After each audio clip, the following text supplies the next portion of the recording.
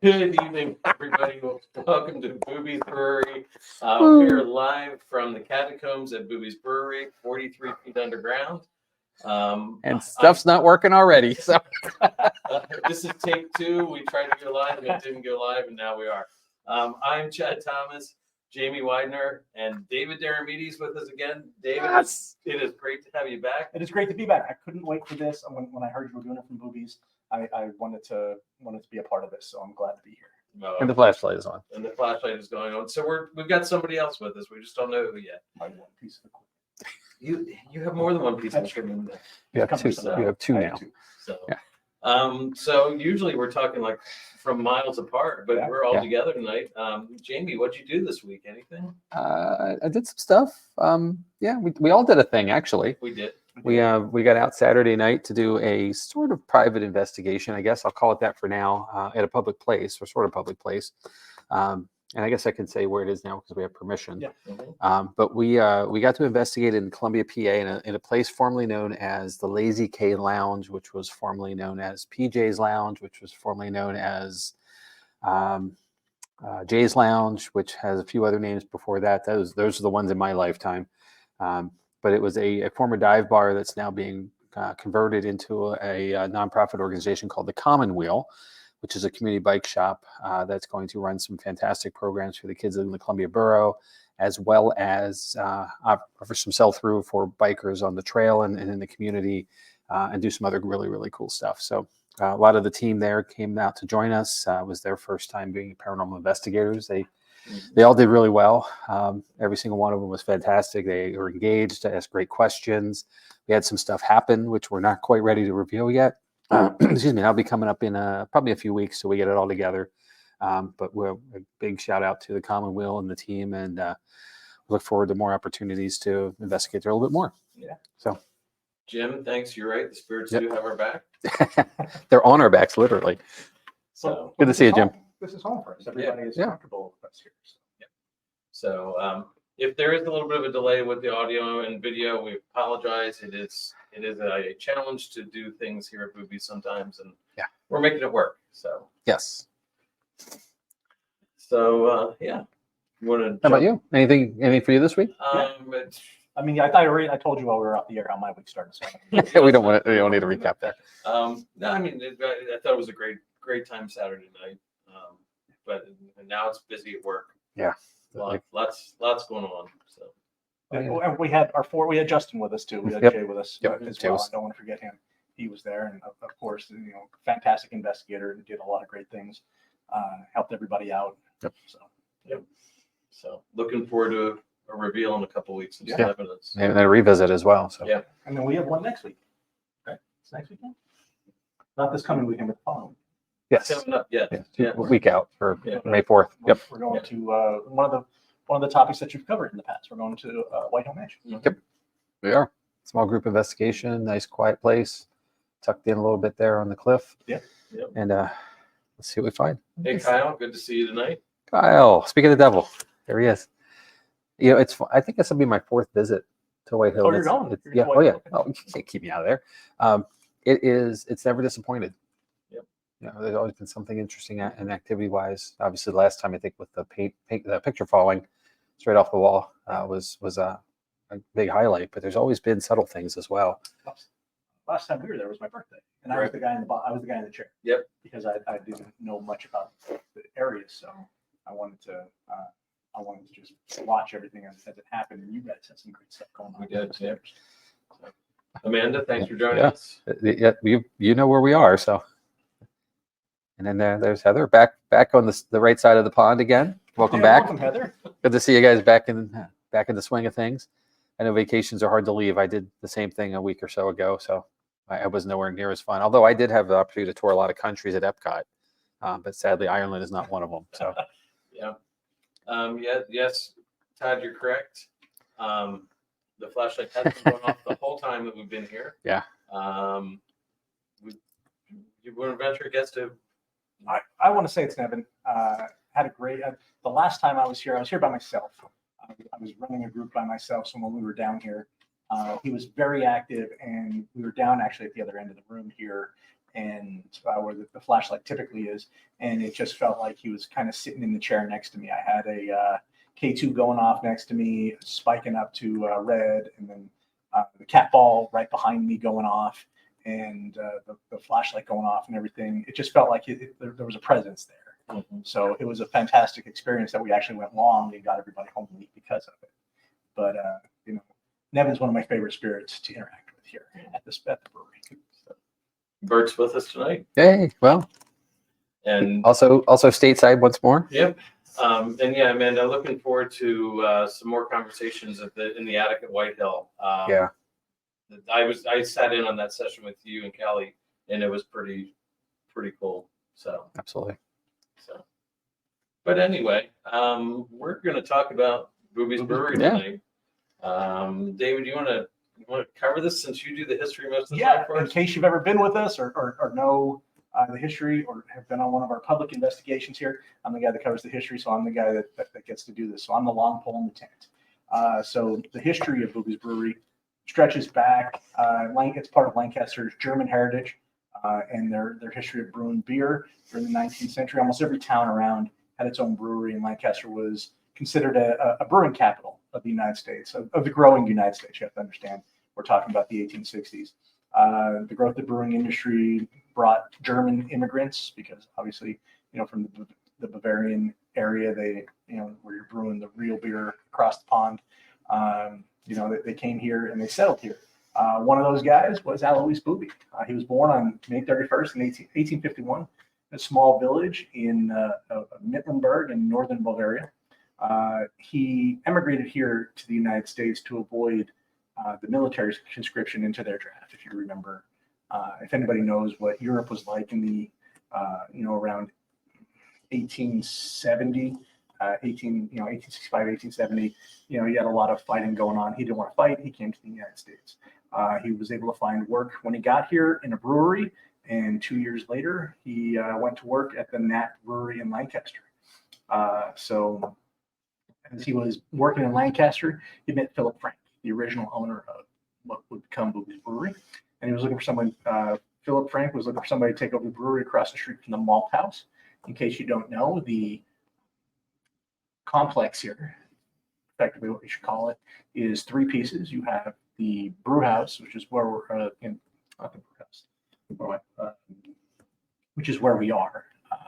Brewery, the hotel. The brewery, yeah, you have the brewery, you have the hotel next door, which is where we'll typically meet to do our publics. And then across the street, there's a mansion on the corner, and that's the malt house.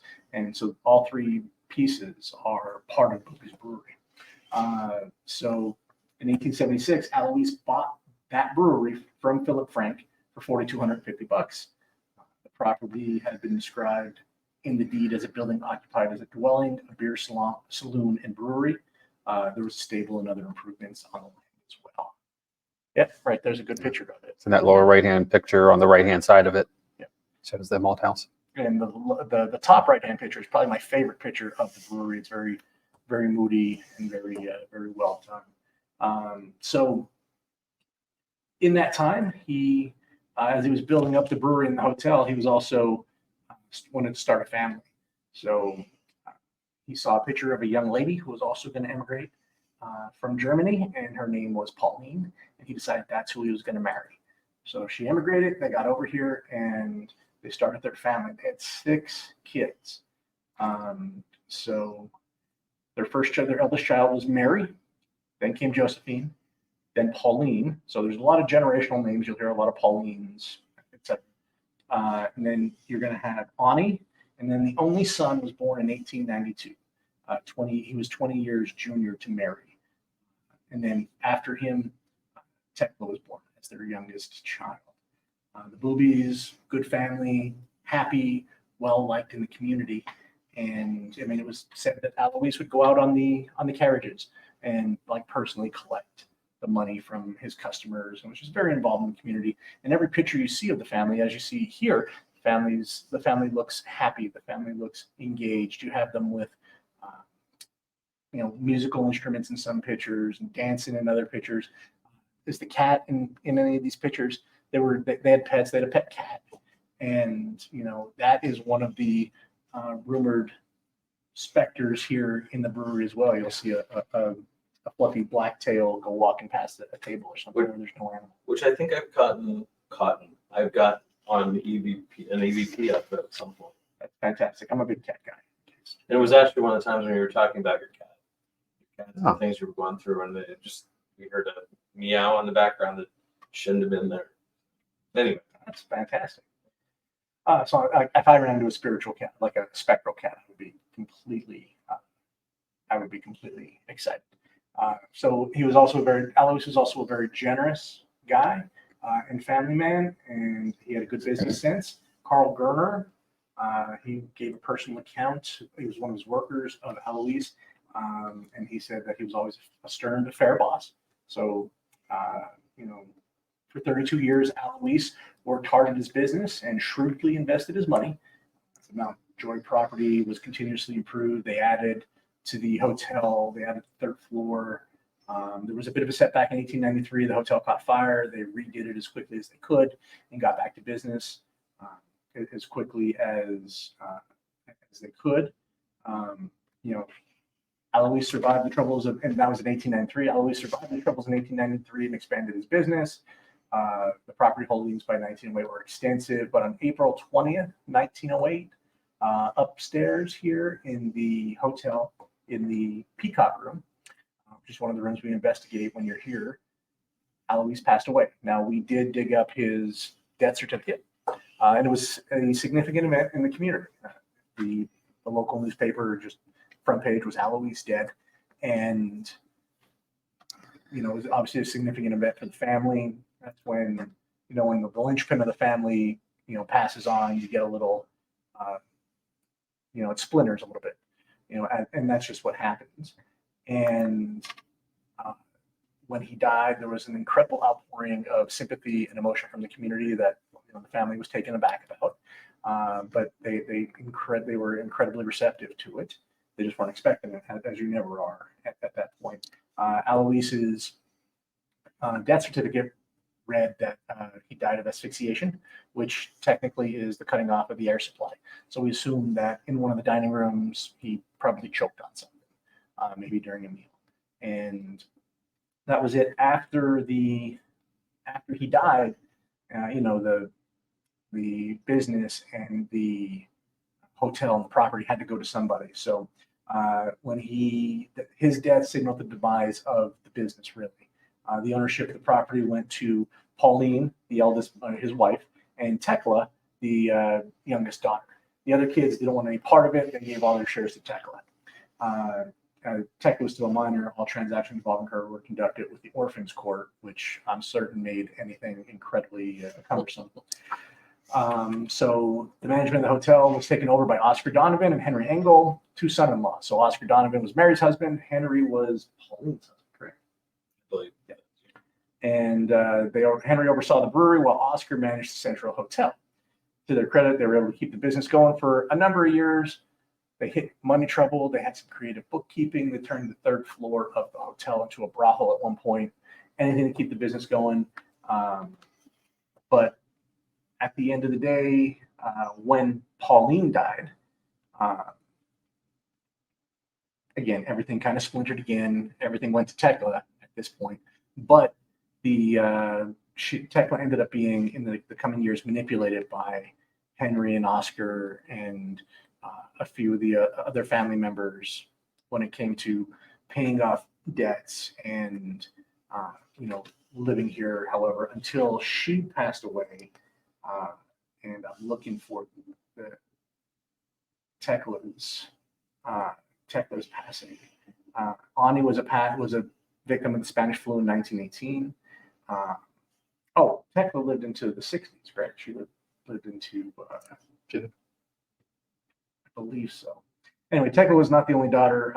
Mary, the eldest daughter, as we close up the family and what happened with the business, Mary, the eldest daughter, committed suicide in 1933. So Oscar Donovan, the guy who ran the hotel, created the brothel, etc., he was caught. He was cheating on Mary with one of the house girls, one of the maids, and in that case, We're not certain of the name of the maid. It's Ada or something similar, but we're checking into the censuses to make sure that we have the correct name, because we're getting some other stuff through we're getting some other stuff through what we're experiencing here.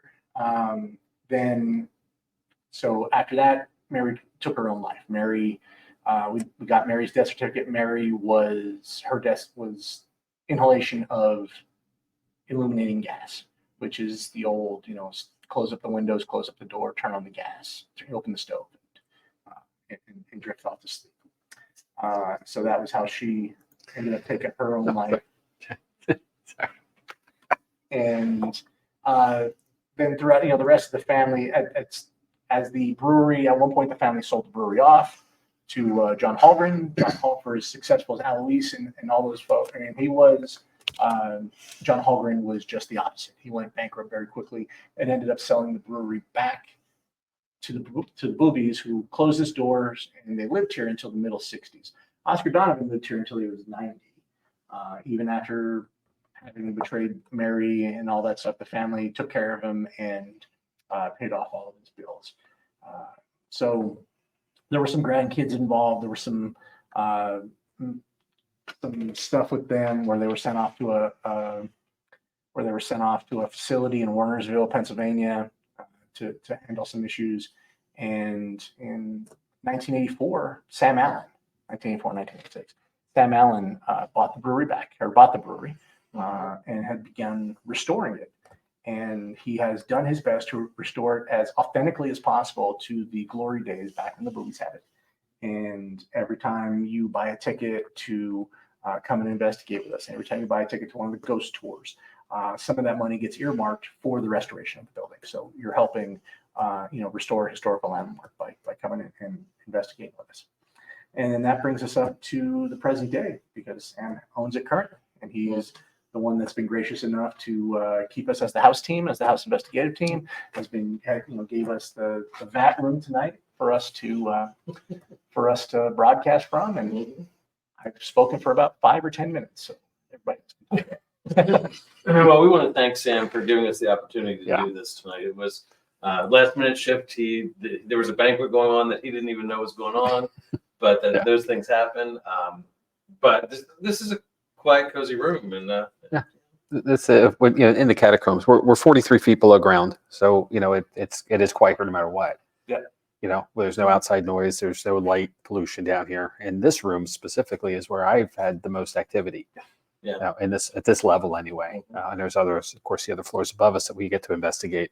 So I'm really happy to be here. Actually, I mean, I enjoy the other part, but yeah, no, this is a candle wall's nice, but.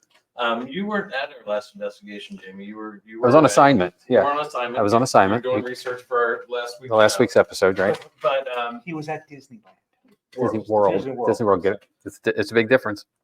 But I was in this room. Alex was my investigative partner for the weekend, and we were in this room. And Jeez, wait a minute! I go away for a week. Steve Dills replaces me, and Alex replaces me. Dude. Well, don't forget Jerry's brothers. Yeah, Jerry's brothers here. Oh, great guy. Cool. But anyway, we're down in this room, and we were using the Spirit Talker app. And you're familiar with that. Don't worry about it. We're going to tell stories. We got you. So we're down in this room, and the Spirit Talker app says, "Listen for the noise." And you know that plate that clanks up there? Yep. As soon as the Spirit Talker app said that plate clanked, and we all look at each other and we're like, That's what enough. was that? And then the Spirit Talker app goes, "That was me." Nice. So I can't tell you. So above us, directly above us, is the what we call the art gallery level, but there's also another set of vertical vats for the processing of beer, and then eventually it winds its way down here for finishing in these large vats. And part of the way to transition the product would be these holes that are cut in the ceiling here, and then even above. All the way up into the Cooper shed where the process starts. And each of them then have a steel plate over them now because, we don't want people to fall into them and, the liability of that alone. Right. But they do make this very distinct kunk sound. And in a dark room with already a whole host of other stuff hopefully happening, and then just the mood being set. When somebody comes through that area, like staff passes through to the office, which is above us and that level, or guests even, I've had plenty of people gasp and jump and everything else. And I honestly, I admit I'm probably guilty passing through and cutting through the area myself at times, forgetting it's there. So, but yeah, to do it on command or on cue, not command, on cue. That was pretty. That's crazy. Another noise episode that we had down here was it's probably December, January. I think it was before we had gone to once a month. But I was in the room, sitting over at the one table by the barrel, and we weren't having a lot of activity. So I said, instead of using flashlights, if you want to make a noise, make a noise. From behind that vat where nobody can get, we heard the loudest bang. Were you here? I was here. Yeah. It was like we couldn't figure it out. No, there's no reason for that. So, well, this has been the place that and I'll tell my stories. Like this has been this room. We can go room by room with our experiences here with 3 years of investigations, at different areas between us. This is the site. Post comments, Jim. I'm going to post comments. I'm sorry, I'm talking and not keeping up. So this is what I was laughing at. Dave's iced tea bottle. I swear. Pretty sure it's iced tea. Well, I don't even know at this point. I mean, it might be pine salt. But this room has been the experience, like my scariest experience here at Brewery, and also my the most endearing with Neb. So I'll go with the endearing one first. The endearing one was I was down here. I don't remember who was with me, but I'm a very big, I love my flashlight. We always joke about it, and we had it set up in the cubby on the other end of the room where it normally is, and we had all kind of other equipment around. But I like the simple stuff, the flashlight, the candle, all just simple stuff that you can't manipulate, and if something happens, it happens. And there was a guest here.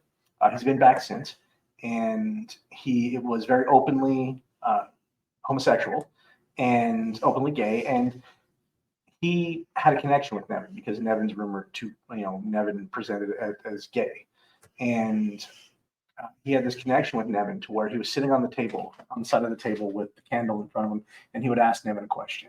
He had started out with this really sincere heart-to-heart with him, and we love when one thing goes off here and there, just as any investigator does. But when you can get one to back another up, it's even better.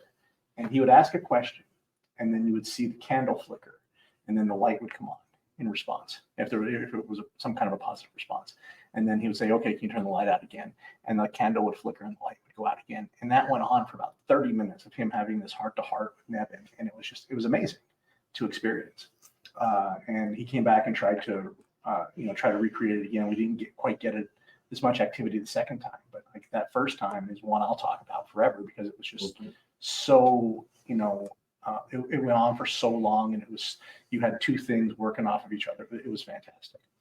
And then scary wise, there was a former team member that had a dark envy attached to him, and he was here. He was seated where Jamie is actually, and he had a high-end camera that he had on the table, and he was interacting with something through the SLS and other items.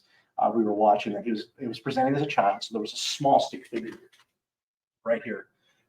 There was he decided to confront it. He got very confrontational with it, and then you kind of saw the stick figure grow until it was kind of overbearing, and then the camera fell over. And that's really one of the only times I've seen a session here get stopped and everybody pulled out and a cleansing done. So that, and that was one of my first investigations here. So that was probably 3 years ago now, or 2.5 years ago. So, but yeah, this room incredibly active on a good night. Jamie, do you have any stories from here at this room? A couple things actually, and that the point of this corner specifically, and I think that's part of the reason why we wanted to make sure it was on camera. There's a rumor story, not a documented one, unfortunately, of at times there are 4 barrels here, which you can't see the other 3, of course, but all lined up in a row with very little space between them, but there is enough to turn them, which is part of the process to alleviate the sedimentation, and it's consistent. And at this corner, the story is that a worker was crushed by the terrain, either a slip or a fall, or the barrel moved too much for him. And the belief is that there was a death. We've had, through the course of repetitive investigation, the opportunity to capture the name Charlie over and over and over again. And we believe that's who we're talking to here. But we've had SLS activity in the corner very, very early on. One of the investigations we did here, Tim and Erica from Jotniks, New Jersey, were here with a new device they had, and it is GS2 or 4 or something like that. It's a grid system, but it also has kind of a hot and cold sensor to it, so you can kind of tell proximity as well as things on the grid. And that corner kept having activity as well. So we have multiple devices, and then flashlights. Flashlights are flashlights. Believe them if you don't. I'm kind of on the fence most of the time too. Obviously, this one now keeps going off. But on the far wall, which is probably 15 feet away, 10 feet away, there's another nookie kind of hook in there that we have a place to put a flashlight. And we were using one investigation, Chad, you and I were here. Mm-hmm. Yes was there, no was here. And we were getting direct call and responses to the questions on those yes or no answers without fail. And we had some activity with some of the, like a K2 would go off occasionally, sitting on an end of a table, almost like somebody was passing by it, going between the two flashlights. So, do you remember the one night we were sitting here, and there were a lot of people from our sister teams, but it was almost like something had run through, because I had a device here. Yeah. There were 3 or 4 devices that went off in a row, and actually one of the people ended up feeling very ill after that happened. But there's a lot of activity definitely by this wall. Did you know that there used to be 2 rows of barrels here? Flashlight. Yeah. There used to be barrels on this side as well. Yeah. I've heard that. I've seen I found some pictures of that. Oh, cool. I didn't get them assembled for tonight, but okay. There was not much room between here. And there shouldn't have been, for that matter. With maximize. This was a workspace. This was certainly not a fine dining establishment. Right. It is now, though. It is now. I recommend it. Yep. Yeah. And Heather's comment up there, but she got an EVP of her name in this room the first time she brought Kaya. Wow. So yeah. And Amanda was that's right. Amanda was here that night, and with her daughter, and Nevin. It was an interesting evening. Yeah. So this space, it's one of many that are active, but there is certainly almost always activity here. And I guess I want to say it this way too. I don't know if it's the privilege. I can say privilege because certainly it's always a privilege to get to investigate a place. But I've had the opportunity to be the last group in this space, and it always seems like that last session is the one that has the most activity. Because everything. I don't know if it's the fact that there's just we say this is going to be the last group coming in. We are the last group. Maybe it's that that opportunity is taken, or there's enough comfort at that point, or there's certain people and we're going to talk about certain entities here, spirits here liking Dave when we go a little higher up. Right. So maybe that's the case here too with perfection. If you've never come to Bube's, I am the example for all the bad stuff. Like everything you shouldn't do, I've probably done, and they'll mention it. They'll say something, and they'll be like, "Right, Dave?" But this isn't the only spot in the catacombs that we investigate. Sure. So there's another spot. Now there's 3 parts to the catacombs. There's the Vat Room here. Then you have the dining area, a long dining area out in front of us, which we don't ever investigate. Like we don't ever do much out there. And then you go downstairs and there's a lower catacombs. Right. So if you look at the picture that we've got up, it's in the bottom center there is the catacomb level. Which I didn't realize, I never thought about it, that they parallel each other. Yeah. So and it's the lowest part of the building as well. And then there's the mystery of the lower catacomb, which the lower level. So there is a steel plate on the floor in the corner, basically just across from us now, where there is another cavern that goes down a good 7 feet or so, and off in 2 directions. It's collapsed, unfortunately. Some LiDAR work was done, and found that it certainly extends. And then there's some belief that it may actually go across the street to the Malt Baron house. The malt house, which would make sense as a transportation opportunity just to get between the buildings. but also perhaps for some bootlegging opportunities and Right. prohibition.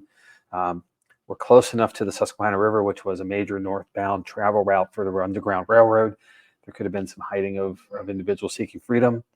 And there certainly could be other stuff, you know, as it goes. And there's certainly even a belief that the caverns extend across the area of what is Right. Mount Joy, Right. this borough we're in. One thing about the catacombs are post-Civil War. Right. Yeah. So the caverns under it more than likely would have been Probably. Right. used for that. Yeah. Certainly could have been. I heard something in the crew. Now we've actually done some sampling, you might say, during research or during investigations, and have come up with spirits who feel lost, who feel like they're looking for something, like they're on a journey. Right. Or that have actually said that they're connected in some way to the catacomb or to the lower catacombs. Right. And we've even had a soldier a time or so Right. as well. So, Whether that was, which side that was on, I don't know. Either blue or gray. yeah, don't know. But it's definitely interesting. So. And that's an area we tend to get. You know, we didn't mention up here. I think you did. Did you mention about the individual that was crushed? Yeah, Charlie. Yeah, Charlie. Yep. The one thing I did want to point out was the very few times is we don't ever get to investigate here by ourselves. Right. Like as a team, we did it. We've done it once. A couple times. Right? Well, yeah, I've done it once. a time or two at least. With the crew. Yeah. We're And- busy, right? Yeah. With public stuff, right? Mhm. But I remember here, I was at that table right there. Somebody was looking at us. Matt was standing behind me, and somebody was looking at us through the SLS. And there were 3 images in the SLS. There were 3 stick figures. There was me sitting down and Matt standing up, and there was a stick figure with one arm on my shoulder and the other arm kind of like this on Matt. You know. Wow. And, Hey. So, so that I don't have anything really outstanding for the lower category. no. Now it's more in here. We've had tables move. Yeah. We have, Um, yeah, in here specifically. in here The specifically. second table up has been, Oh, the camera fell over. The camera fell over. Yep. When I was talking to Jean earlier tonight, she said Kendra swears that there's ghosts in here all the time. She sees shadows. She sees things all the time, and things move in here. Yep. And for clarity, Jean is a staffer who's always here, Mhm. like literally always here, who has some great stories of her own. And the flashlights. The flashlight. You know Jean too. Okay, Yeah. good. She's a wonderful woman. Yeah, she's a gem. She absolutely is. And Kendra, Jean's the banquet manager. Kendra's one of the managers in this level. Yep. So, Absolutely. And that I think for us, that's one of the true advantages of having this be our home gig, is that we've gotten to know the staff through the years, and everybody seems to have a story. Mhm. Something has You happened. know who doesn't have a story? Sam. Sam, that's true. That's true. I've heard that too. He said the same. Well, maybe he does. He just chooses not to share them. Not sharing. Yeah. If it goes at night, you've got the monster under the bed. So if you pull the covers up enough, you're safe. Right. Kind of thing. I don't know. I'm not saying that's the case by any means. I But got the monster under the stairs out here. As you go Yeah, up, the- you're not paying- the if you're not mannequin, paying yeah. attention, it's one of the Halloween props. Yep.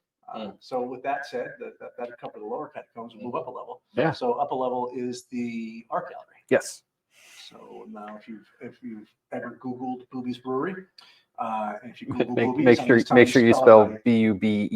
Bubes. Yeah. Either that or don't do it on a work computer. And you'll find the Discovery Channel special that they did here, Mhm. and Lady in White, right? Yeah. And it's supposed to be Pauline, so that'd be the third Pauline, right?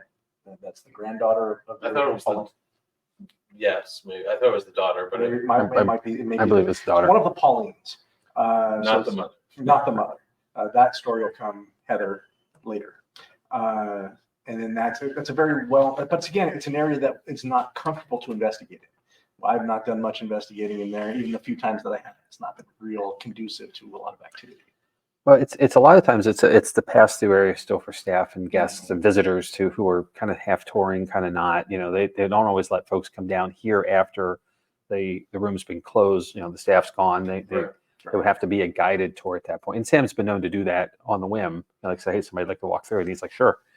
He's proud of this place, and he should be. But generally speaking, there's just that pass through element, which makes it difficult for us, as we need that calm, quiet kind of moment. And it's still, and here we start to get into the fact that we are still below ground, but we're not all the way below. So there are windows that have access to people on the street, cars. There's some pollution that happens at that level as well. Now, on that level, our friend Kelly, that's where she had her time loss episode. I've always heard of it. I didn't know where it happened. Yeah, I'm pretty sure it was that level that happened. Okay. There's about 20 minutes, I think, 20 minutes to a half hour that she just doesn't remember, and it was not a tequila night. That's a whole different story. Yeah, that's acceptable. Yeah. Or So expected. she there's about 20 minutes, and it's not just her. There's some Other other guests. people. Yeah. Okay. So. And if you're listening, Kelly, I miss your face. We got to get together. Yeah, we all do. Absolutely. I had the first most unusual experience I've had here at that level, though. Oh, really? Yeah. So we use walkie-talkies because we're at 3 different levels to communicate when we're going to transition from the session we're in. There's usually like a couple minute warning that we're going to be 10-minute warning, 5-minute warning, this time to know to start to wrap up the session.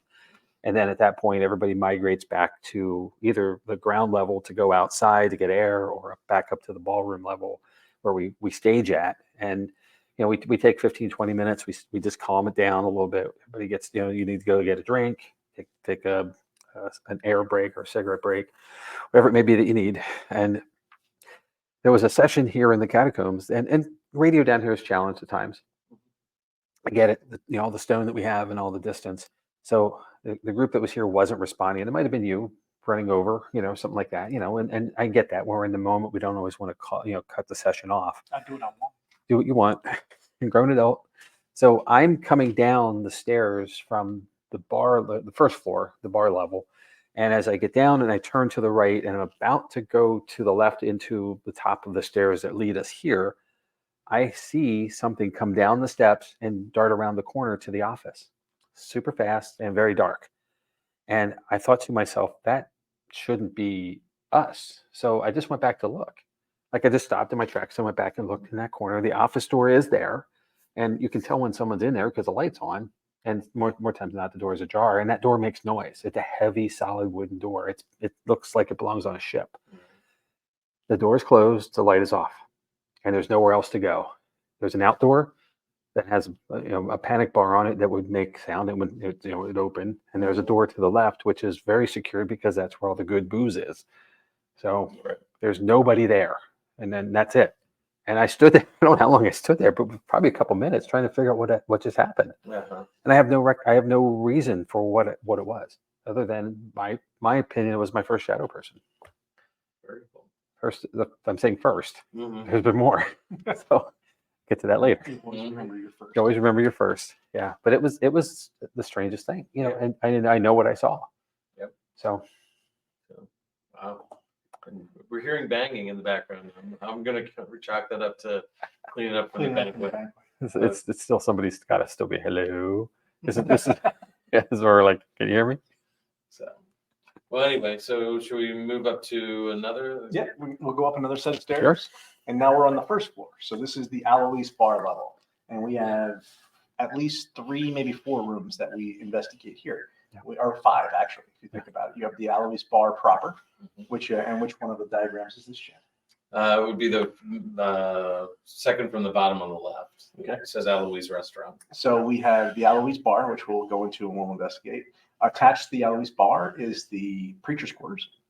That comes from a time in history when there weren't indigenous holy men at every church. So there weren't enough priests to stock every church. So they had to travel.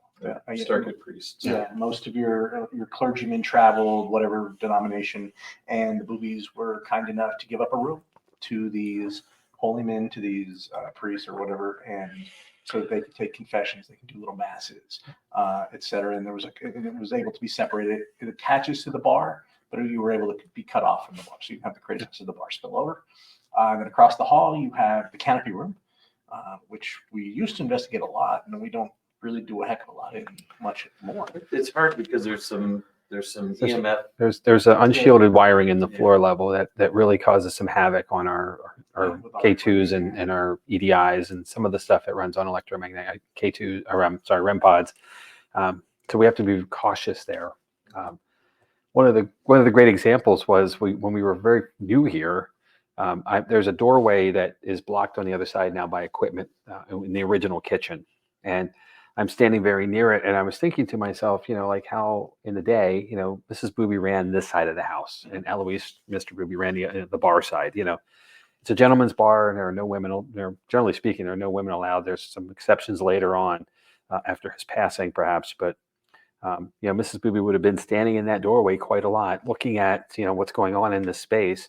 And I started asking questions, around that, and my K2 is on the table, and it starts to go off. And I got really excited. And then one of our guests, who actually wound up being our team member eventually, came and dropped hers right next to it. And they're both going off. And after a little while, another one. And that's when we realized that there's some really bad wiring running directly under that space. And it was just somebody turned something on somewhere. And now we got power draw. Are you talking about a building that's been built, rebuilt, and refurbished over the last 160 years? And, you will have old wiring, poorly shielded wiring. And dimmers with fluorescent lights on, which just create total havoc. Yes, it does. Because we'll have stuff going off in the bar until we turn the lights off, and then it's like, oh, that's what it is. Yep. Yeah. Well, it's the same up in the ballroom. Using the figures and the tripwires. This is a good time to take the aside of saying, like, this is one of the things as an investigator you have to really be aware of. And this is the difference between we make this joke a lot, difference between a ghost hunter and a paranormal investigator. Ghost hunter would say, and I'm making light to say this, that, oh, look, a ghost, it's going off. My equipment's happening, and instead of trying to figure out what's causing it to go off, what could it be, environmental, physical, something in that space that, with a little, and honestly, we had to go downstairs.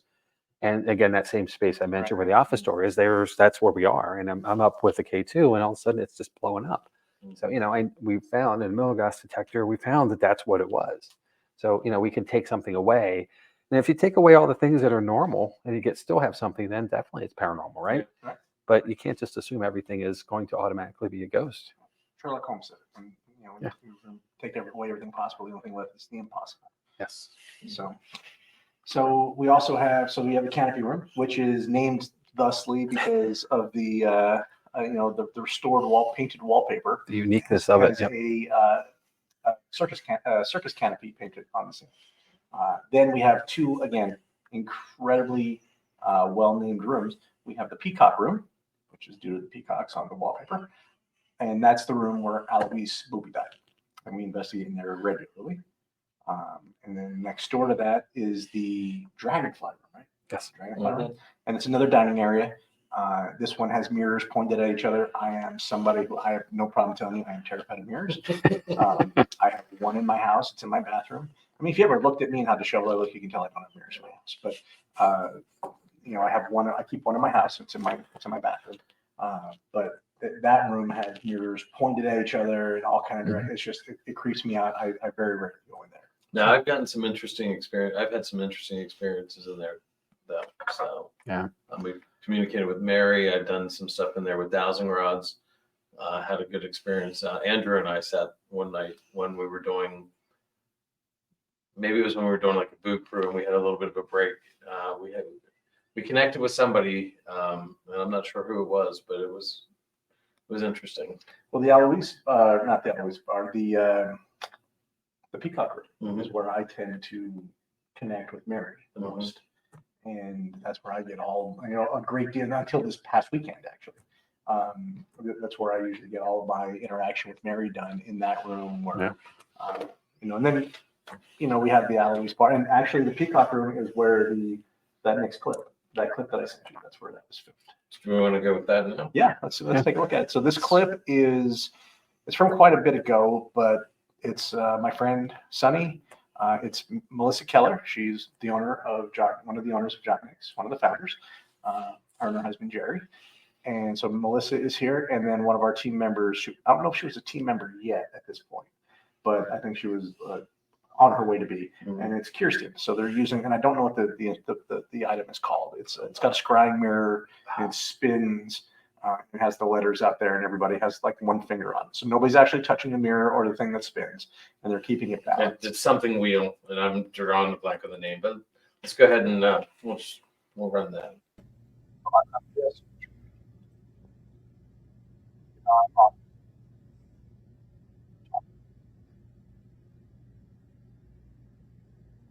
Mary, why don't you come on over here and talk to us? You can use the letters on the wheel. Who's spinning it? Huh? Who's Did y'all spinning catch it? it? I mean, I'm at the Y now. Did you not Yeah. see it spin? Yeah. I saw it move. Can you run it again, Chad? It happens in the first Okay, 10 so seconds. let me So just- if you keep an eye on it, you'll see it spin right before she speaks, and then more distinctly after. Mary, Right there. why don't you come on over here and talk to us? You can use the letters on the wheel. Who's spinning it? Huh? Who's spinning it? I mean, I'm at the Y now. Did you not see it spin? Yeah. I saw it move. As you can tell, the oaf with the camera is me. Okay. Who's spinning it?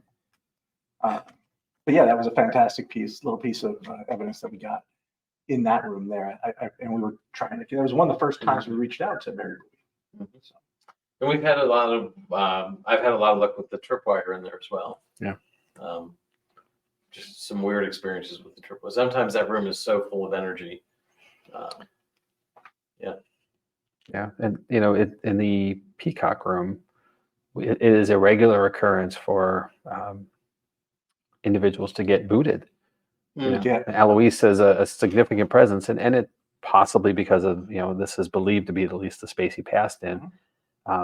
But there's been our team members and a guest who have been given the cues to leave. I've been booted. Courtney got Courtney, booted. yeah, out Courtney. as Well, I was trying not to say your name No. there because you're the poster child for the bad things. And that's also where one of our younger guests, I don't want to give names for younger guests, Yes. but definitely had an experience there where I think she saw Eloise standing in the doorway. Yeah, that's what. And And then we had she was talking with a former team member and asked if she could see the man in the doorway. And then when she turned around, the team member couldn't see him. And then the young lady asked. The young lady had a very unique name, so it's not something you would hear every day or an everyday conversation. And then like the team member switched with her, so she wouldn't switch. She didn't have to look at him. And then nearly like right after, here comes her name in a male voice through the Phasma box that was running on the table. And of course, the young lady freaked out, went upstairs, had to go get collected by her grandmother or father, because she was a child. She was, 7 or 8 years old, if I remember correctly. Yeah. So, And to stretch this a little further, the second weird opportunity I had was standing in the hallway with my back to the door that leads into the original kitchen, looking toward the stairs and seeing that same dark figure go straight across the hallway toward the stairs, which would have been the stairs that was coming down the first time I saw it. interesting. And I bolted right after it, like a fool, because like who am I chasing here? Who is this? Because we're all in session at that point. There shouldn't have been a guest coming down the stairs. I would have heard them coming down the stairs. The door to the outside, which is the primary door we use, is loud. And it's heavy, and it would definitely made noise. So it opening and closing. So there wasn't somebody who came from somewhere, that belonged to us. So who are you? And I went after them, and then by the time I got even just that 5 steps to turn the corner, they were gone. I've seen shadows in that level too. Ahead of our bathrooms, those doors make noise. The bar door was closed, and the only place it could have went was down the stairs. Once again, so bizarre. and everybody seems to have specific areas that they do well in. Like I don't ever do well in the bar. Yep. Like I never do well in the Eloise bar. I get very little. Now, that's the only place here I've seen poltergeist activity because Well, yeah. But on the whole, that's usually a very big dead spot. Now, Justin, he can get he can have a circus in there. with the equipment that he can get to go off. But like for me in there, it was that same night with the young lady when, we were berating Eloise for scaring her. We went in there and Missy was there and Lisa, right? Is Missy's sister? Yes. Yeah, Correct. and Lisa was there. And it was weird because we were all yelling again, welcome to Paranormal Investigation. We were in the dark yelling at ourselves, yelling at Eloise for scaring this little girl. And like we had equipment going off all around the room. It was kind of like going off in a hurricane. And that's when Missy's sister lost time. She was, according to, I couldn't see because I was across the dark room from her, but Missy and our team member that was there, they were like, look, she was just staring straight forward. And one of them said, one of them might've said that her eyes had gone black. I don't know about that, but like when it was all said and done and the equipment ceased and everything calmed down, that's when Lisa came out. She's like, okay, when are we going to start yelling at Eloise? Like what we have been for the last 5 minutes, and she had no idea what had gone on. Well, we have, to the bar too, there's one evening we had a guest see a woman in a black dress while we're in the preacher's room, passed from across the room, the main room, toward the front door. And then later that door rattled, which it's locked, because it's not a regular entrance. And obviously there were people who could be outside, but right there was a set of windows. I went right to the window, looked, clearly could see the steps in the door. There's nobody out there. So a very unique experience. And I think that's the same evening you captured a picture against the wall between the door and the shadow picture. Yeah, the shadow image of, and this is why we take pictures in threes, right? So you can see transitions. But there was nothing, and there was something clear, dark, and then next frame there's nothing. And there was a table sitting there. So there, whatever that was, came and went. Cool stuff. I don't have anything further to add because I can't get anything in the preacher's room and the preacher's quarters. I can't get anything here. I get very little in the bar. Like the one experience that I did have was where we were antagonizing Eloise, and Morgan from our Eclipse team was there, and it was funny because she was in the preacher's quarters with me and with a guest, and the flashlight, everything going off, and then all of a sudden, nobody touching the table. They ask, is there anybody here that you don't want here? And Eloise, get a good feeling that Eloise does not like me for a number of reasons, but Eloise doesn't like me. And at this point, the flashlight rolled off the table with nobody touching it, hit the floor as they do, and started spinning. And then it ended up pointed dead at me and turned on. Well, it was pretty obvious that he didn't want me there. But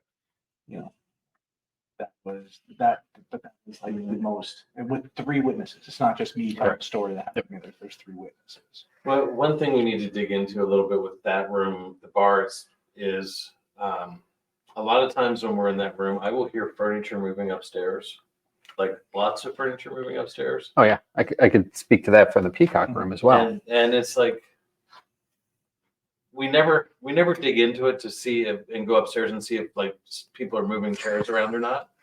And maybe we should.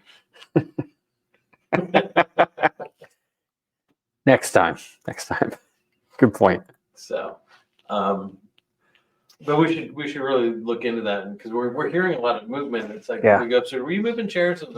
Yep.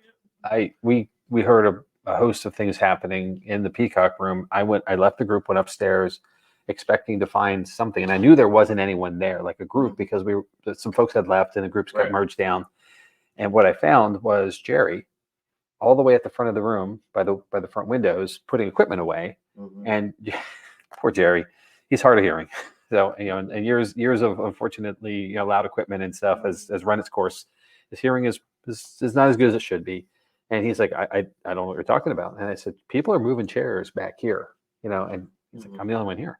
And the room is dark, of course, so no one's there.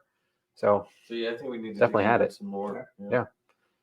That might be a camera leave or something in that direction too. Perhaps we'll catch it. So that'll do it. That'll do it for the first floor. And then we'll go up one more set of stairs. In case you investigate here with us, there's a lot of stairs. Yeah, it's a lot of stairs. So just no squat thrusts or anything the day prior. If you're wondering. The stairs have stairs. So the last part that we investigate is on the second floor upstairs, 4 floors up from where we are now. And that would be the banquet hall and the dining area.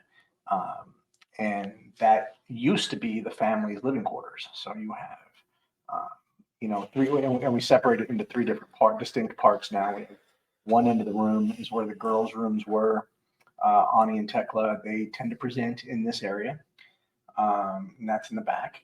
We have a lot of great interaction there with them. And then in the middle of the room on the grand stairwell is where we've interacted with Sally, the one of the girls that worked upstairs, up on the third floor, one of the working girls. So she's made herself known there. And then on the nearest end of the room, with the bar and the door, is where we've interacted with Pauline and Henry. So there's three distinct areas. Now we don't really investigate on the stairs anymore, just due to an injury liability issue. We don't want to be putting, it's dark. We don't, and the third floor is an active hotel. So there are guests going up and down. So we don't want to have equipment on dark stairs for somebody to trip and fall on. So we've kind of shied away from investigating that area as intensely as we'd had in the past. Right. But the either end is usually a good time for all of us. Ani and Tekla on one end, and me and Pauline on the other. And I know you desperately want to play that other video. We can save that for a minute. Okay. So let's just talk about our favorite experiences down with the girls. yeah.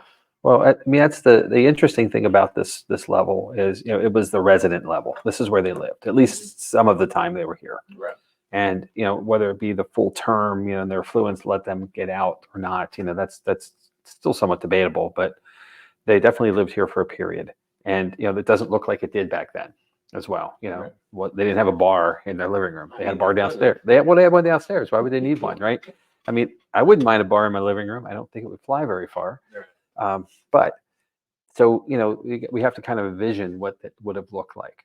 And, we clearly can tell from the back hallway where there are now two restrooms, those certainly would have been bedrooms. They were sized appropriate. There's the bakery room would have been another bedroom, but the rest of it is kind of hard to see now because it's such an open floor plan, minus the pillar that's in the middle of the room, which is basically a chimney stack. Right.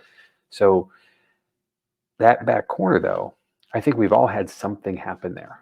And whether it be flashlight activity, whether it be the music box that Tim Bergen designed for us, thanks Tim, we use it all the time. It has an IR to it, so if something breaks the plane, it plays the sound that you would get in a jewelry box. It's a very distinct sound. We have had tripwire. We'll get to that. Yeah. There's been a lot of different devices that have, and cat balls and pretty much everything in our arsenal. K2s have gone off back there. I mean, it's been steady, but it's also been reserved at times, and again, we tie it kind of to the presence of Eloise, because he's protective of his kids. Right. And that's the quite interesting part of it, because, when it's heavy, we are light on activity. Right. But when it seems, calm, and then we start to have stuff happening on the regular. I've had a couple, for a while, I was putting a voice recorder back in the hallway and just letting it run all night. All night, right? And I picked up a couple things, Dave. That's where I picked up the meow. Right. When we were talking about that earlier. A couple just random noises that shouldn't have been there. There was one where Chloe was talking to the girls, and there was a noise, and she's like, "What was that?" So there was definitely Audible sound. It was an audible sound. There's one that I can't find it, anymore. But I was listening to it at one point, and it sounded like 3 or 4 kids running by the recorder, having a conversation, and like you could just, it's the Doppler effect. It gets louder and then it gets quieter. Yeah. It was at a time when nobody should have, literally we had 2 groups that night. So there shouldn't have been anybody in the room. Mm-hmm. And I caught these 4 voices. It sounded like kids. Sure. And it was just very odd. And nothing that I could understand, but it was definitely a conversation. And I don't know if it was a foreign, I can't remember if it was a foreign language but it was like you could hear them coming and then you could hear them going. It was just weird. Well, Chloe's relationship with Ani, even from day one, right on, has been fantastic, and she can get it's gotten like I haven't seen her get as much recently, and it may come because she was kind of aging past. By the way, happy birthday, Chloe. Yes, today is Chloe's birthday. Happy birthday, Chloe. But she's aging past where the girls are, because when she first started, if you got to think, she was right in the same age. Yep. If we haven't explained, Ani and Tekla present here, even though they died in their 30s and 40s, they present here as kind of tweenage girls. So they'll present anywhere between like 11 and 13 or 14. And, Chloe was able to always, have lights dancing and flashlights going on and off. Had this incredible relationship with Ani for the longest time. Absolutely. I enjoy I enjoy the interaction with the girls. I feel like I'm very protective of the girls back there. We're all very respectful. We ask Eloise if it's okay if the girls come out and play. Some of us can get more than others. Which we started doing that because Heather Lynch, our friend Heather, is very sensitive, said he's not happy that you just assume that you can talk to them. Yeah. So we now ask permission to make sure that it's okay. Oh, we're in his house, so yeah. And for me, probably the most intense experience I had up there happened this past week. With that, again, I was leading the group by myself, and I had a fantastic, I think it was only 6 people, maybe 6 people deep group, but they were incredibly involved. And there was a young lady sitting in the group, the redheaded girl with the horn-rimmed glasses, and she, as I sat there, and now in this case, this weekend in that area was a very intense experience on multiple occasions from Mary. So you had Mary interacting with Jerry's brother. I'm so sorry, I can never remember his name. It took me 3 years to remember Lisa's name.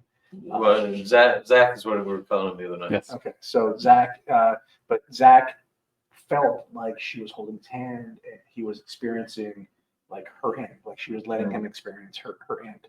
And he had this intense experience during the first session. Well, I was in the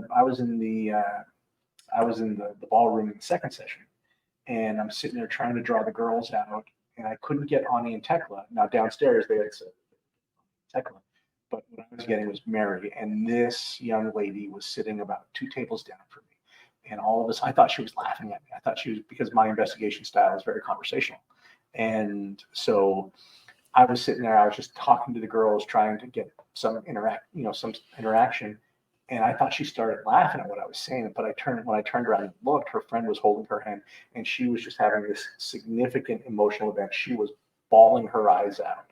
And she's talking, like she's hitching, but she's trying to say, she's like, I'm absolutely fine. I don't know why this is happening, and then it went on for about 20 minutes. And she said she described a lot of what Zach had described from the first time, and then all of a sudden, just like it was a faucet, it just turned off. And then she was absolutely fine. She had to go outside for a cigarette. So that is probably the most intense experience on that end that I've had here. It was a very emotional weekend last time we were here. We're missing you. You missed me. Yeah, that's got to be it. That's got I to was be waiting it. for you to realize you were wearing mouse ears. No, I was not. Oh, you were home, but I was on a plane Saturday evening. So I was traveling, but yeah, I was in the park that day. So what about you and the girls? Anything?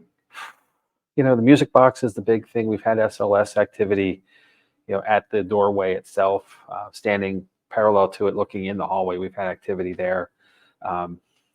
Devices at the corner. The one night we had a bachelorette party. Yep. A while back. There's been a few of those, but we had one where one of the guests was from Germany, and she was fluent in German, so she was trying to connect, via German, and she brought forward some activity. The funniest thing about that, and I'm not trying to make light of this, but they mistook Ani for Anna, and it was wintertime, and they kept asking if she wanted to build a snowman. So I tried to get that fixed real quick, because I can only see how that would go over with Eloise. But that was the few times we've had a few guests who are German speakers who have had some success as well, with connection, which is interesting because they would have spoken German as at least the first language, if not second to the generations that came. The kids probably wouldn't have spoken as fluently, right? But they certainly, Mr. and Mrs. would have. When we're using the Phasma box, we've gotten things that sound very German, or Yeah. at least from that region. Yep. So, That's that's the other interesting side of it is the audio stuff that we hear, but we don't always understand what it's saying. It may not be. It might just be because it's not English. Sure. That's something we have to consider in our review. Well, then as we move up to the other end of the room, we'll pass the grand staircase where my girl Sally exists. She makes herself known.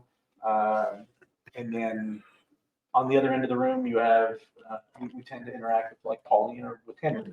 So Henry likes to be back by the bar, by the door. And Pauline, again, my story for this end involves, Heather Lynch, who's I believe is watching with us tonight. And Heather was communicating with, standing next to a cat ball on the floor. So if you've seen the cat balls go off, they go off for about 5 seconds and then they turn themselves off. So as I'm standing there and Heather's having this conversation, she describes the woman that she's having this conversation with. And it was, I recognized that it was Pauline Bube.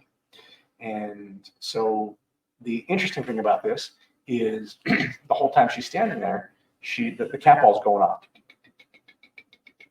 for an extended period of time. We're talking a good 3, 4, 5 minutes. And I ask her, I'm like, Heather, I'm wondering why the cat ball keeps going off. She's like, well, but she's standing up. I asked if she could move, and so we got a baseline, so we can get a baseline. But one of the things I took away from that is that Pauline, it takes an incredible amount of energy for Pauline to communicate with us. And Pauline has taken things to the other side with her. For example, like Mary has taken the fact that, Oscar got to live out his life. And like Mary still seems very angry. Like Oscar got to live out his life, got to have a family, got to live here, and she didn't, et cetera, et cetera. Pauline, if you can imagine what it was like being a woman in the 1800s, how, overlooked everybody was. I can't remember what I always use, but she doesn't think anybody wants to hear what she has to say, and that was one thing that Heather stressed. She it takes a lot of energy for her to communicate, and she doesn't think that anybody wants to hear anything that she has to say. Yeah. So we make a special effort now to let her know that yes, in fact, it was. We do want to hear what you have to say. So, and she does.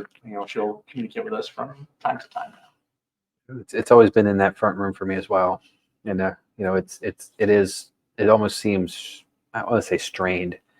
That's negative, but it seems that it is challenged for the connection. Mm-hmm.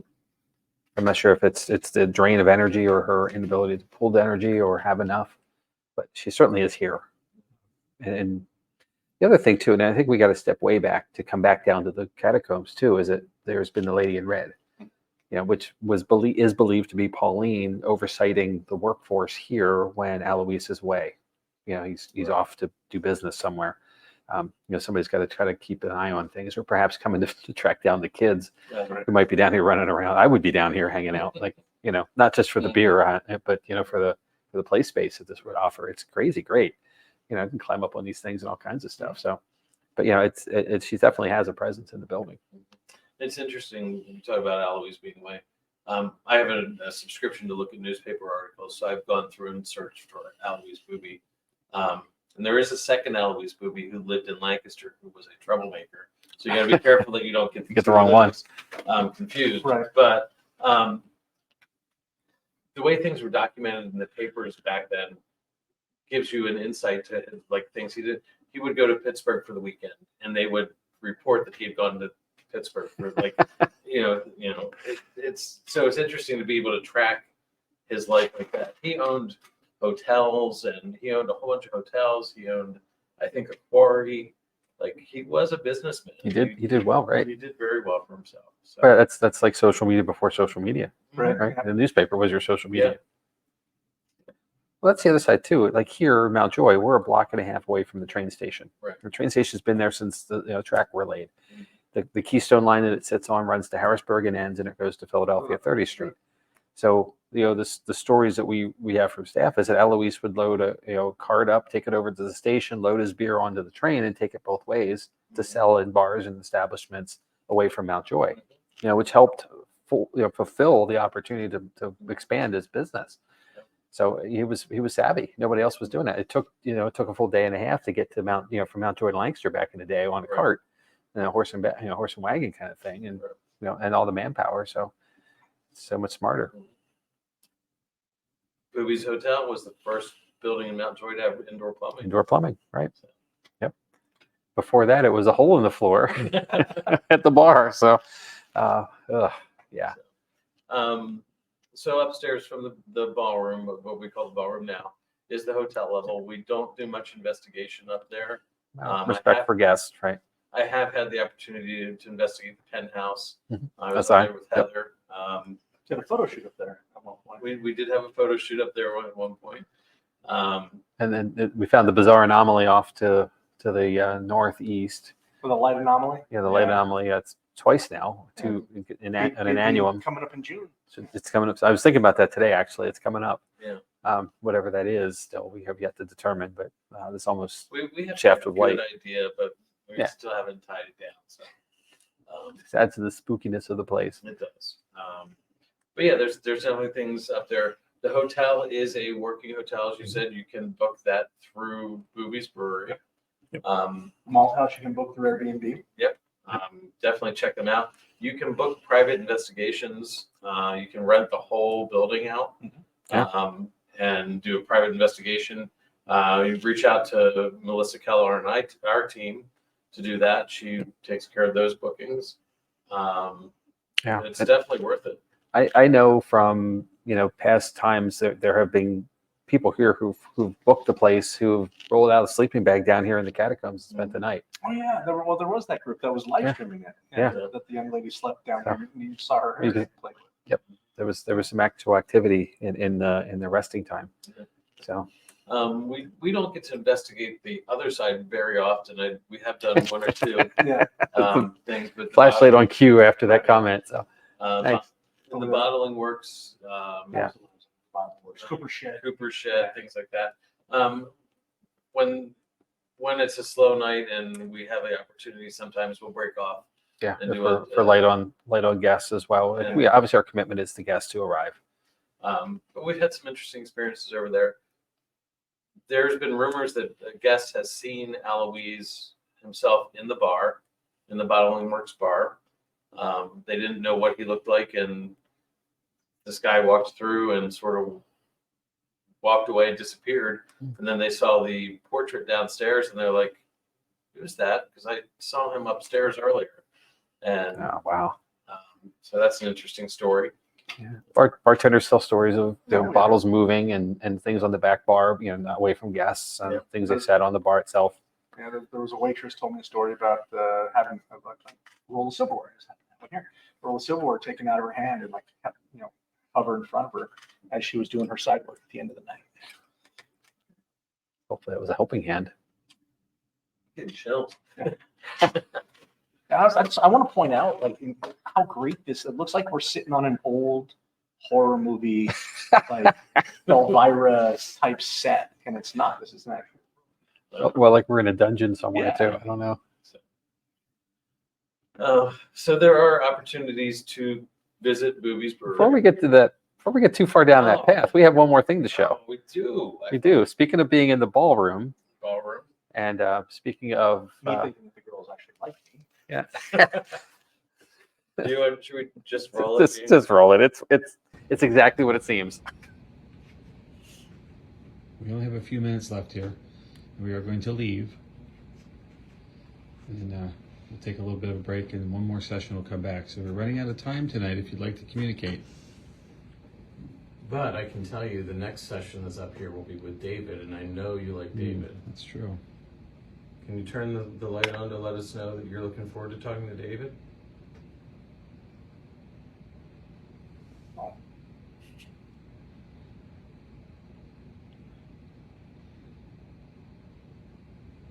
That one down here.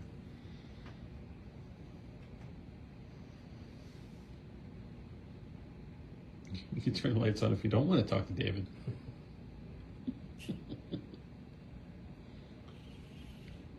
Oh, I can't wait to show him this. But but I'm sure it's not true. I'm sure. Wondered when my family got to me. So. Yeah. I want to be fully transparent on this. There were more pods on the tripwire that were off to the left, and one of them lit up when we asked about the seat. Excited to get Dave there. So it was a faint and very light blip, but it did happen. So Oh yeah, he's cool. he's all right. So he's not you guys. That's what it basically was saying. Uh-huh. Yeah. Yeah. So I mean, it is great that we all have the opportunity to work with different groups here. Like, it's never the same teams over and over. We always we do mix up, right? and it is great that we can do that. Yeah, and this is, we all have different styles and different equipment. Generally speaking, we run the same ideas because we have a timeline that we're in and a space that we're at, and we know we'll cover the history of the space and all that stuff. But then we leave it really, we want the guests to have an investigation that is theirs, uniquely theirs. And obviously, I think we always ask that folks get involved and participate as well, ask questions, engage in the process, be attentive to the environment, because you never know if you might see something, smell something might touch you might hear something. The touchy part always freaks people out, of course, but it does happen. Yep. And and with those groups who are active and those participants who are active, those sessions seem to open up a lot faster than we're all just kind of sitting around looking at each other. And I can't make people do anything, and I certainly don't have a negative comment to make about that. But it's energy, and we, as we're projecting a positivity to it, the more we can do that with everyone, it'll certainly, more stuff happens. And almost every time we're here, something happens. Mm-hmm. Just like Amanda said, never the same team, absolutely never the same experience. Yeah, Always something to remember. That's a good way of putting it. that's a great tagline right there. Yeah. That's our marketing plan right there. We're done. Yep. Disagrees too. Yeah. See. So yeah, definitely always something. Yeah. Every time the flashlight goes off, it looks like I just had an idea. Oh man. So on that note, there are lots of I've ways. missed you. Yeah, Really have. there are lots of ways to do different things here at Bube's Brewery. There's plenty of opportunities. If you want to do a paranormal investigation, you can join us. If you want to do a ghost tour because you don't want to spend the 3 hours, Yeah. it's a lot. Past- It's an investment. It's past our bedtimes. I get it. You can do about it. I think the ghost tour is about an hour. Yeah. Sam To walk through. does that. Highlighting of the spaces and places that are key here in the building. They do feasts down here in the catacomb level, the lower catacomb. I would assume that it's amazing food, and they do like pirate feasts. It's a little risque though too. So it's definitely an adult experience. Right. And they're known for their parties. We're coming up this month. At the end of April is their halfway to Halloween party. Yep. And Boobies is well known for its Halloween bash. It's a weekend event. They also have their dinner theater experiences, which are usually Saturday nights right before us. Yep. They're In every the grand Saturday night. in We're once the a month. hotel. Their murder mystery. They're murder. Yeah. And they're different themes. They're all murder mysteries, but they're different themes. So definitely check them out. Yeah, different night specials. Tonight was trivia night here in the Bottling Works. Yep. But different specials every night of the week. And my favorite part of the establishment is coming. That's opening of the beer garden. Oh Yeah. yeah. And as a gorgeous outside space that has bands and live entertainment, A giant chess set. giant chess set, and just a really Cornhole. just a unique space that you don't expect to find in the side of the building Right. tucked here in Mountjoy. Yeah. So really cool space. So definitely come visit Sam and the people here. And We can't say enough nice things. no, definitely not. So All right. Well, guys, thanks for having me. yeah. Yeah, I think, this was always an open invitation. Oh, I know. Yeah. I'll probably do some more. Okay. But we got some upcoming events. Who's doing the upcoming events? I'll take this. Excuse me. So coming up on May 18th, which is only 3 weeks away, we have another public investigation here. There are about 15 tickets left, and they are going steadily. So there's still an opportunity to bring a group in if you like, or just a one-off or two-off. It's a great date night experience. Yeah, and you never, especially if you're new to dating, if you don't know each other very well, this is a great way to get to know You each get to other. sit in the dark. You get to sit in the dark and hopefully not be scared. June 1st, June 29th, we have 2 that month. And then rolling forward to July 13th, August 10th, and September 7th is all we have on the calendar so far for the rest of the year. I'm sure October, November, December will get added as we get closer to summertime. We're usually a quarter or so away. There might be a special event in October. There might be a very special event in October. If there's some rumblings there, and with this, you've gotten an overview of this place now. So obviously it's not a mystery. It's not it's an interesting building. It's on the National Historical Register. So it's an aged-old property that just has charm and ambiance and a few ghosts. So, Todd and Carmela, we would love to have you come out. Please join us. Please. Yeah. Let us know. We'll get you set up. Yeah. So got you covered. And Bert, you're part of the team, so we know you. Really? I didn't know that. I enjoyed Boobies, huh? Would you say Boobies? Boobies Brewery. Oh. Boobies Brewery. Some upcoming shows. Uh-huh. So next week I will be hosting the episode on the Accomack Inn, which is an 1775 property on the west side of the Susquehanna here from us, right across the river, right just above Wrightsville. A property that was a crossing for the Anderson Ferry crossing, and then which we know is Anderson Ferry Road right out here. So that's where the road ended, was at the river, and then the crossing was there. So long before the bridges were in play. And then the Accomack was the inn that was right there to host travelers on their way further west. And Wrightsville is the first deeded property west of the Susquehanna. So its age is old. There's at least a murder or 2 that we know of at the hotel and the inn, and some other stuff. So it's going to be a fun episode, I hope. Chad's going to tackle the dark and dreary mysteries of the Fulton Theater. Mm-hmm. Some of the things that have happened there through the years. I've heard stories, been hearing stories forever, and having taken a tour myself, a off-script tour, was really cool to get to the lower levels and see some of the things that the normal public doesn't see. And then coming back around our old haunting grounds. See how I did that?